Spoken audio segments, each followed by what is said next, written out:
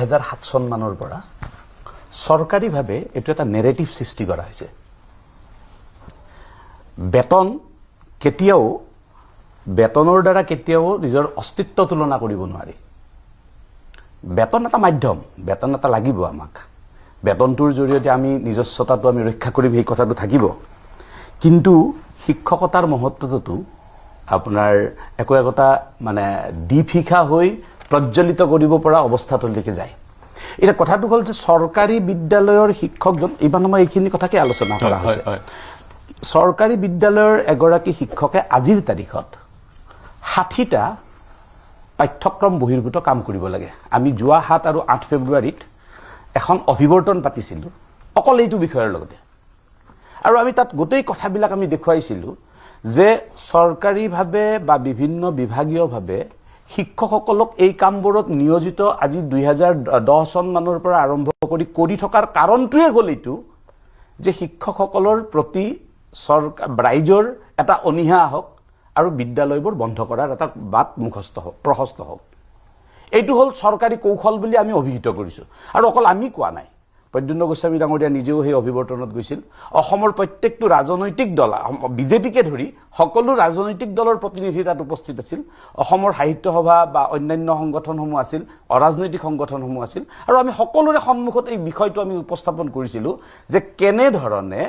শিক্ষকসকলক শ্ৰেণী কোঠাৰ পৰা বাহিৰত লৈ যোৱা হৈছে আৰু এই কথাটো তুলনা কৰি থকা হৈছে সৰকাৰী বিদ্যালয় আৰু ব্যক্তিগত খণ্ডৰ বিদ্যালয়লৈকে হয় আপুনি চাব বিল্ডিংটো শিক্ষাৰ মাধ্যম হয় কিন্তু বিল্ডিংয়ে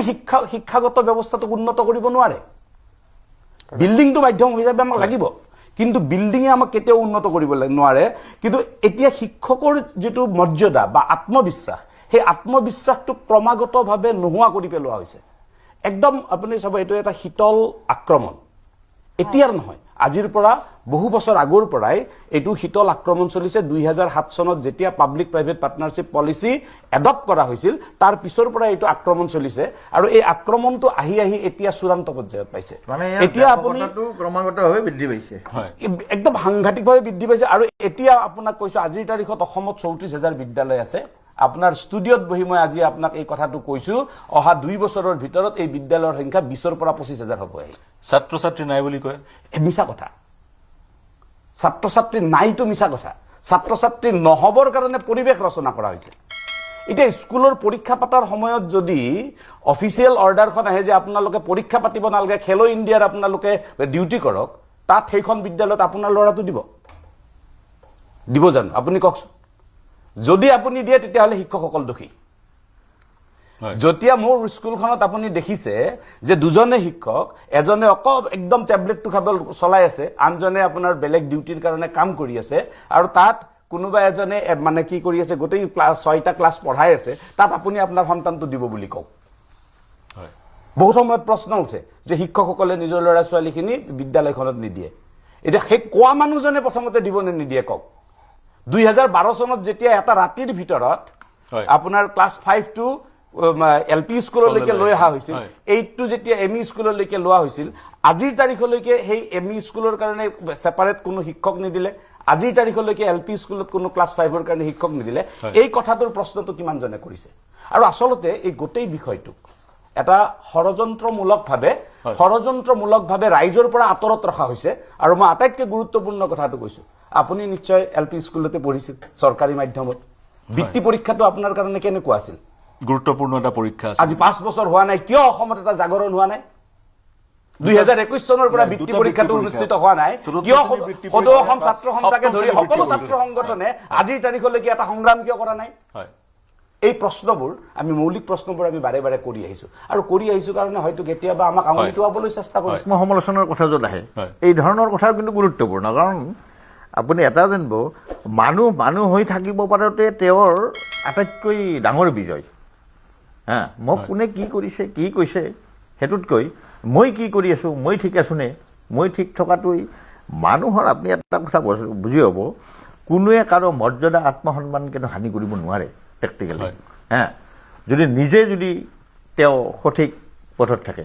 তা আমাৰ দেউতাহঁতৰ আদৰ্শ আমি দেখিছিলো তেনেকুৱা যে মানে আটা আৰু আবু মই এইটো আমাৰ নলবেৰা ভাষাত কৈছোঁ দেই হয় এইটো আবুৰ শ্ৰাদ্ধৰ দিনাখনো মানে সিদিনাখন অকলশৰীয়া টিচাৰটো এই ৰাতিপুৱা স্কুলখন দিয়ে মানে কোনোবাই সুধিলে আজি শ্ৰাদ্ধৰ দিনাখনতো স্কুলটো দিছানে বুলি যদি এছাই আহি কয় এটা মানে একদম ধুনীয়াকৈ কৈ দিয়ে যে একো নাই মইতো আৰু 10টাৰ পৰা শ্ৰাদ্ধ কৰিলেও হ'ব এই ধৰণৰ মানসিকতা শিক্ষকৰ আছিল সেই তাহানিৰ কথা কৈছোঁ মই আমাৰ দেউতাহঁতৰ দিনত আজিও যে এনেকুৱা একেবাৰে নাই এইটো কথা নহয় একাংশ শিক্ষক একেবাৰে মৰি পৰে বিদ্যালয়খনৰ স্বাৰ্থত ছাত্ৰ ছাত্ৰীৰ কাৰণে কিন্তু সেই পৰিৱেশটো আমাৰ ব্যৱস্থাও দিব পাৰিব লাগিব আজি কৈছে বাইদেউ কৈছে যে অনাশৈক্ষিক নহয় ঠিক মই এইটো আমাৰ এই দিনপঞ্জী বহিৰ্ভূত যিবিলাক আমাৰ একোখন দিনপঞ্জী থাকে সেই দিনপঞ্জীত আমাৰ লেখা থাকে যে অমুক অমুক অমুক অমুক কাম কৰিব লাগিব সেই কাম কাজবোৰ সম্পূৰ্ণৰূপে আওকাণ কৰি আমি সেই শৈক্ষিক দিনপঞ্জী ৰহিত কাম কাজবিলাক আজিৰ তাৰিখত কৰিব লগা হৈছে আগত সেই কথাবোৰ নাছিল আগত ইমান সাংঘাতিক ধৰণৰ সুবিধাও নাছিল বিল্ডিংটো বহুত ভাল নাছিল কিন্তু শিক্ষক আৰু ছাত্ৰ তেওঁলোকে দিব লগা বস্তুখিনি ছাত্ৰক এই কথাবিলাক তেওঁলোকে সম্পূৰ্ণৰূপে মনোনিৱেশ কৰিব পাৰিছিল সেই নিৰ্ধাৰিত সময়কণত কিন্তু আজিৰ তাৰিখত সেইটো নহয় যে এখেতে যে কৈ আছে আপুনি দেখিব দিনটো কেইমানটা ঠাইৰ পৰা কিমানটা নিৰ্দেশনা আহিব ঠিক আছে নিৰ্দেশনা পালন কৰিবলৈ আমিতো শিক্ষকে আমাৰ সম্পৰ্কটো ছাত্ৰ আৰু শিক্ষক পঢ়া শুনা বিদ্যায়তনিক বিষয় কিন্তু সেই বিদ্যায়তনিক বিষয়টো সম্পূৰ্ণৰূপে আওকাণ কৰি আপুনি আমাৰ এলিমেণ্টাৰী ছেকশ্যনত আমাৰ কোনো কেৰাণী নাই কাম কৰিবলৈ বুজিছে আমি এতিয়া ডাটা অপাৰেটৰৰ কামবিলাক কৰি থাকোঁ সেইটো মূল কাম আমাৰ ডাটা অপাৰেটৰ আপুনি মিড ডে মিলৰ পৰা আৰম্ভ কৰি বিভিন্ন মিড ডে মিলৰ হিচাপ আপুনি 2-3 জেগাত দিব লাগিব তাতকৈ ডাঙৰ কথা এতিয়া নতুনকৈ আকৌ এটা সমস্যা আহি আছে আপোনাক কৈছোঁ মই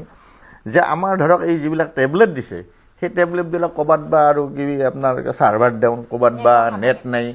এইবিলাকৰ কাৰণে যদি এখন বিদ্যালয়ত 200 ছাত্ৰ আছে তাত সিদিনাখন এটেণ্ডেঞ্চটো ল'ব পাৰিছে 100 বা 50 জনৰ লগে লগে আহিছে কি যে তেওঁৰ আজি বিদ্যালয়ত উপস্থিত শিক্ষা সেইটোৱে ৰেকৰ্ড গতিকে তেওঁ মিড ডে মিলটো আজি 50 জনৰ পাব বা 100 জনৰ পাব বাকী 50 জনৰ যিটো মিড ডে মিল আৰু 100 জনৰ মিড ডে মিল সেইটোত আহুকাল আহিল অকল সেইটোৱে নহয় এই ব্যৱস্থাটো আকৌ আগুৱাই গৈ ইমানখিনি হয়তো পাব আমাৰ সম্ভাৱনাই কয় বা আমাৰ ধাৰণাই কয় যে কাইলৈ হয়তো ইউনিফৰ্ম যেতিয়া দিব সেইটো শিক্ষা হেতুটো ইমানখিনি হৈ আছে শিক্ষা হেতু লোৱা নাই নলয় এইবিলাক অকাৰ্যকৰ তাত যদি ইউনিফৰ্মটো যদি 100 জন ছাত্ৰলৈকে 50 জনক দিয়ে তেতিয়া আপুনি কি কৰিব কিতাপৰ ক্ষেত্ৰত যদি আহে তেতিয়া আপুনি কি কৰিব গোটেই ঘটনাবিলাক ঘটিছে গতিকে আগৰ সেই ব্যৱস্থাৱলী আজিৰ ব্যৱস্থালৈ নিশ্চিতভাৱে এটা পৰিৱৰ্তন হ'ব কিন্তু মুখ্য কথাটো হ'ল কি বিদ্যালয়খনৰ বিদ্যায়তনিক ব্যৱস্থাৱলীত শিক্ষকজনক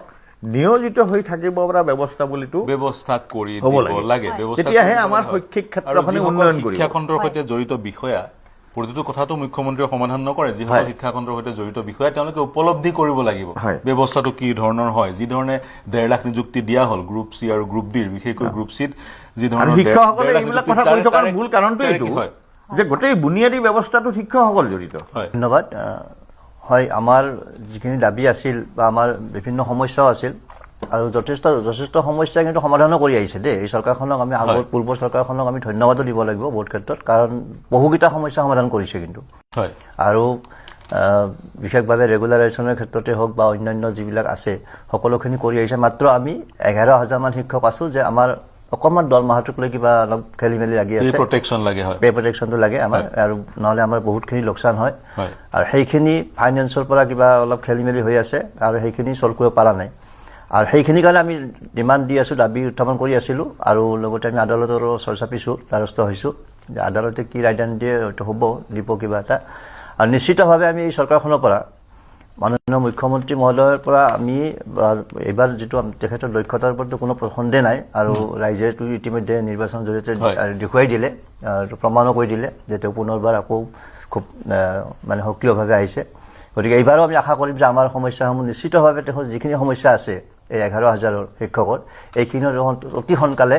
মানে সমাধান কৰিব বুলি আমি আশাবাদী কিন্তু এতিয়াও হয় আৰু তাৰ সমান্তৰালে বহু স্কুলবোৰ সমস্যা আছে উদাহৰণস্বৰূপে আজি মই পঢ়িবলৈ পালোঁ যেতিয়া প্ৰিপেয়াৰ কৰি আছিলোঁ এই শ্ব'টোৰ কাৰণে প্ৰায় 2000-2500 মান স্কুলত এজনেই শিক্ষক, সেইবোৰ সমস্যাও আছে নিশ্চিতভাৱে। সেইটো আছে। এইটো হ'ল আমাৰ আপুনি কৈছে যে আমাৰ শিক্ষক সংগঠন হিচাপে কৈছোঁ যে আমাৰ শিক্ষকৰ, আৰু এতিয়া সামূহিকভাৱে যদি ক'ব যাওঁ স্কুল বিদ্যালয়বিলাকত যথেষ্ট সমস্যা আছে, থকা নহয়। কিন্তু এইটো নহয় দেই, মই এইটো কৈছোঁ যে যেতিয়াৰ পৰা গুণোৎসৱ আৰম্ভ হৈছিল 2017 চনৰ পৰা, গুণোৎসৱৰ পিছত স্কুলবিলাকত কিন্তু সাংঘাতিক ধৰণৰ এটা পৰিৱৰ্তন আহিছে। মই নিজৰ বা মোৰ চকুৰ সন্মুখত দেখা স্কুলবিলাকৰ কথাই কৈছোঁ যে আগতে যিটো অৱস্থাত আছিল স্কুলবিলাক, মানে ভাঙি চিঙি যোৱা অৱস্থা, এতিয়া সেই অৱস্থাবিলাক যথেষ্টখিনি উন্নত হৈছে, যথেষ্টখিনি মানে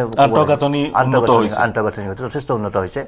এতিয়া খালি শিক্ষকৰ ক্ষেত্ৰত আমি ক'ব লাগিব কিছুমান ক্ষেত্ৰত হয় যে য'ত আমাৰ শ্ৰেণী অনুযায়ী বিশেষভাৱে প্ৰাথমিক পৰ্যায়ত যে আমাৰ এতিয়াও দুইজন বা তিনিজনীয়া শিক্ষকৰে চলি আছে, কিন্তু 6টা ক্লাছ থাকে। একদম প্ৰাথমিকত মই কৈছোঁ, মানে নিম্ন প্ৰাথমিকৰ কথা কৈছোঁ, তাতে 6টা ক্লাছ থাকে, 6টা শ্ৰেণী থাকে। 6টা শ্ৰেণীত যদি 2জন শিক্ষক দিয়া হয় তেতিয়াহ'লে কোনো পধ্যে এটা ভাল শিক্ষা তাৰ পৰা লাভ কৰিব পাৰি আশা কৰিব পৰা নাযায়। প্ৰাইমাৰী, প্ৰি প্ৰাইমাৰী, প্ৰথম, দ্বিতীয়, চতুৰ্থ, 5লৈকে, পঞ্চমলৈকে আছে।